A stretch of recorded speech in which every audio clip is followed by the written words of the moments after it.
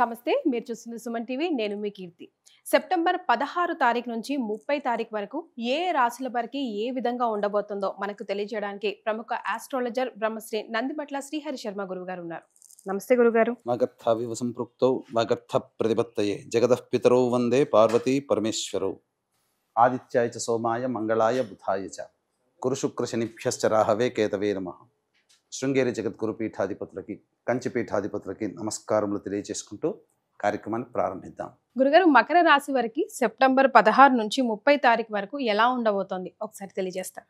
September 16వ తారీఖు నుంచి 30వ తారీఖు వరకు మకర రాశి వారికి ఏ విధంగా ఉండవుతుందో తెలుసుకునే ముందు గ్రహ సంచారం తెలుసుకుందాం. 2వ ఇంట శని వక్రీకరించడం, 3వ ఇంట రాహువు, 9వ స్థానంలో రవి కేతులు, 10వ స్థానంలో శుక్రుడు 20వ తారీఖు తర్వాత ప్రవేశం, అలాగే 8వ స్థానంలో బుధుడు మరియు కుజుడు 6వ స్థానంలో, గురువు 5వ స్థానంలో వక్రీకరించి ఉండడం. దైవకారక గ్రహం మరియు రాహువు కేతువు ఈ గ్రహాలు అనుకూలంగా ఉన్నటువంటి కారణం చేత మకర రాశి వారు ఎన్ని సమస్యలు వచ్చినా ఆ సమస్యల నుంచి బయటపడతారని చెప్పవచ్చు.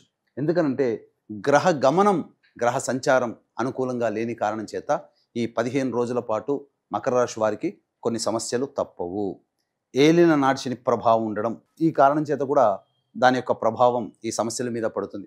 కాబట్టి జాగ్రత్తలు పాటించండి. ముఖ్యంగా రుణములు చేయాల్సినటువంటి పరిస్థితి వస్తుంది. మీ దగ్గర ఖర్చులకు తగ్గట్టుగా డబ్బులు చేతికి అందక రుణములు చేయాల్సినటువంటి పరిస్థితి వస్తుంది. కాబట్టి ఆచితూచి స్పందించి నిర్ణయాలు తీసుకోండి. రుణాలు చేసేటప్పుడు ఎక్కువగా ఇబ్బందులు పడకండి భవిష్యత్తులో. ఎందుకనంటే ఇంకా రేపు పొద్దున అక్టోబర్ 18వ తారీఖు తర్వాత కుజస్తంభన ప్రభావం కొంత ఏర్పడుతుంది. తద్వారా కొన్ని పరిస్థితులు అనేటువంటి తారుమారయ్యేటువంటి అవకాశం ఉంది. కాబట్టి ఆ పరిస్థితులు ఏర్పడడానికి ఇప్పటి నుంచే జాగ్రత్తలు కనుక పాటించినట్లయితే మంచి శుభ ఫలితాలు పొందుతారని చెప్పవచ్చు. ఇక ముఖ్యంగా ఉద్యోగార్థులు మెలకువలు పాటించాలి. అలాగే ఉద్యోగంలో ఉన్నటువంటి వారు తోటి ఉద్యోగస్తులతో అలాగే ఉన్నతాధికారులతో మంచిగా ప్రవర్తిస్తే తప్ప మంచి ఫలితాలు పొందలేనటువంటి పరిస్థితి, అనగా లౌక్యంతో వ్యవహరించాలి. అలాగే వ్యాపార రంగంలో ఉన్నటువంటి వారికి 21వ తారీఖు తర్వాత గ్రహ మార్పు ఉన్నటువంటి కారణం చేత కొంత యోగిస్తుంది. తద్వారా మీరు చేపట్టేటువంటి పనులు మీకు మంచి జరుగుతాయని చెప్పవచ్చు. ఇక తర్వాత ఏ మనిషికైనప్పటికీ కూడాను గమనించుకోవాల్సిన అంశం ఏంటంటే ఏ సమస్యలైనప్పటికీ కూడా ధనపరంగానే వస్తాయి, ధనపరంగానే సమస్యలు తీరుతాయి.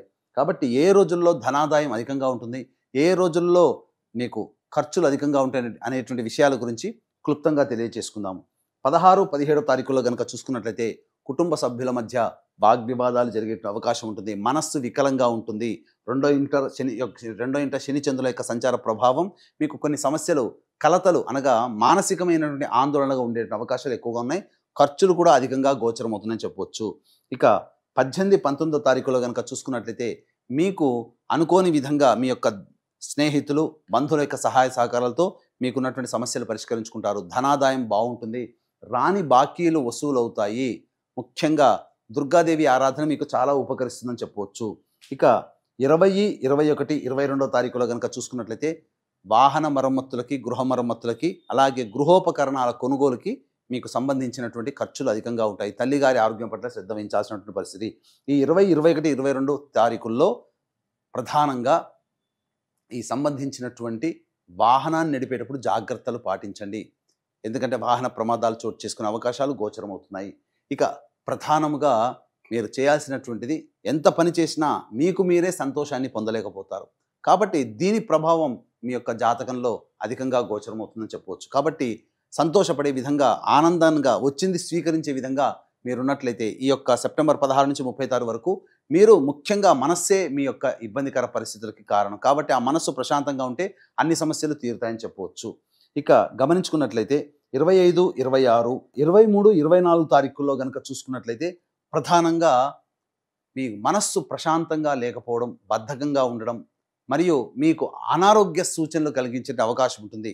తీసుకునేటువంటి ఫుడ్ వల్ల ఫుడ్ ఇన్ఫెక్షన్స్ అయ్యేటువంటి అవకాశాలు గోచరమవుతున్నాయి ఈ 23, 24 తారీఖుల్లో. ఇక 25, 26 తారీఖుల్లో కనుక చూసుకున్నట్లయితే రాని బాకీలు వసూలవుతాయి. ధనాదాయం చక్కగా ఉంటుంది. అలాగే ఏ పని చేపట్టినప్పటికీ ఆ పనుల్లో విజయవంతంతో ముందడుగు వేస్తారు. సామర్థ్యానికి మించి కష్టపడడం, తద్వారా మీకు అన్ని మంచి శుభ ఫలితాలు 25, 26 తారీఖులో గోచరమవుతున్నాయి. ఇక 27, 28వ తారీఖుల్లో కనుక గమనించుకున్నట్లయితే భాగస్వాముల మధ్య ఉన్నటువంటి పొరపచ్చాలు తొలగిపోతాయి. అలాగే జీవిత భాగస్వామి లేదా వ్యాపార భాగస్వామి తీసుకున్నటువంటి నిర్ణయం మీకు ఆనందదాయకంగా ఉంటుంది. వివాహాది శుభకార్యాలు సంబంధించే ప్రయత్నాల్లో ఉన్నటువంటి వారికి మంచి శుభవార్త 27, 28 తారీఖుల్లో మీకు వింటారని చెప్పవచ్చు. ఇక 29, 30 తారీఖులో కనుక గమనించుకున్నట్లయితే ప్రధానంగా వ్యాపార రంగంలో ఉన్నటువంటి వారికి నష్టములు చవి చూసే అవకాశం ఉంది. కాబట్టి అధిక పెట్టుబడులు పెట్టకుండా ఉండడమే చాలా మేలనే విషయాన్ని గమనించుకోవాలి. ఖర్చులు కూడా ఈ 29, 30 తారీఖుల్లో అధికంగా ఉంటాయి. ఊహించని విధంగా ఖర్చులు పెరగడం, తద్వారా ఖర్చులకు తగ్గట్టుగా అవసరానికి తగ్గట్టుగా మీ యొక్క ఆదాయం లేకపోవడం, కొంత మానసికమైనటువంటి ప్రశాంతత మీకు లోపిస్తుందనేటువంటి విషయాన్ని గుర్తుపెట్టుకోవాలి. కాబట్టి జాగ్రత్తలు పాటించండి. ఏది ఏమైనప్పటికీ కూడాను 16వ తారీఖు, 17వ తారీఖు, 25వ తారీఖు, 29వ తారీఖు, 30 తారీఖుల్లో ఊహించని దానికంటే ఎక్కువగా ఖర్చులున్నాయి. కాబట్టి ఆ ఖర్చుని వాయిదా వేసుకోవడమో లేకపోతే ఖర్చుల శాతాన్ని తగ్గించుకోవడమో చేసుకుంటే మీకు ఇంకా మెరుగైనటువంటి జీవితాన్ని పొందుతామని చెప్పవచ్చు. అయితే ప్రధానంగా ఎంతటి వ్యక్తికైనప్పటికీ కూడాను దైవానుగ్రహం ఉంటే అన్ని రకాల సమస్యల్ని తీర్చుకోగలుగుతారు. కాబట్టి ఇట్టి దైవానుగ్రహం అందరికీ అందించాలనేటువంటి ఒక సదుద్దేశంతో సెప్టెంబర్ 18వ తారీఖు రోజున చంద్రగ్రహణం సందర్భంగా కుంభమీన, మేష, మిథున, కర్కాటక, కన్య, వృశ్చిక రాశిలో జన్మించినటువంటి వారికి మరియు అన్ని రాశిలో జన్మించినటువంటి వారికి ఈ యొక్క చంద్రగ్రహణ దోష నివారణ హోమాలు మరియు విద్య, వివాహ, ఉద్యోగ, దాంపత్య, సంతాన, అనారోగ్య సమస్యల నివారణకి 18 రకాల హోమాదులు కేవలం పర్ హెడ్ 1500 రూపాయలకి చేయించడం జరుగుతుంది. అలాగే పితృపక్షాలలో పితృదోష నివారణ కార్యక్రమాలు అనేటువంటి సెప్టెంబర్ 25, 30 తారీఖుల్లో జరిపించడం జరుగుతుంది. పితృదోషం అనగా వేరు, పిండ ప్రదానము వేరు.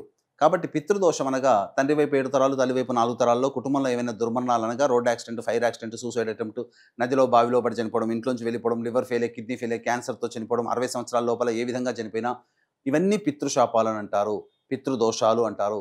ఇట్టి పితృదోషాలు ఉండడం వల్ల కుటుంబంలో ఎవరికి పెళ్లిళ్ళు కాకపోవడం, సంతానం కలగకపోవడం, అనుకున్న పనులన్నీ కూడాను వాయిదా పడుతూ ఉండడం, ఏ పని యందు పూర్తి కాలేకపోవడం, అలాగే కుటుంబ సభ్యుల మధ్య సఖ్యత లేకపోవడం వంటి ఇబ్బందికర పరిస్థితులు తలెత్తుతాయి. కాబట్టి ఇట్టి పితృదోష నివారణకి సెప్టెంబర్ 25, 30 తారీఖుల్లో మా ఆధ్వర్యంలో జరిపించేటువంటి కార్యక్రమంలో గోత్రనామాలు నమోదు చేసుకోవచ్చు. రాలేని వాళ్ళ కోసం బ్రాహ్మణుని కర్తగా పెట్టి చేయించడం జరుగుతుంది. అవకాశం ఉన్న వాళ్ళు కార్యక్రమం తదనంతరం కాంటాక్ట్ చేసి పూర్తి వివరాలు తెలుసుకోవచ్చు. మరి గురుగారు, మకర రాశి వారికి మెరుగైన ఫలితాలు కలగాలంటే ఎలాంటి రెమెడీస్ చేసుకోవాలి ఒకసారి తెలియజేయండి. ఈ యొక్క మకర రాశిలో జన్మించినటువంటి వారు 16వ తారీఖు నుంచి 30 తారీఖు వచ్చేటువంటి సమస్యల పరిష్కారానికి ప్రతిరోజు కూడా అవకాశం ఉంటే ఒక 7 రోజుల పాటు దుర్గాలయంలో ఆ యొక్క దుర్గా అమ్మవారికి అభిషేకము, అర్చన జరిపించండి.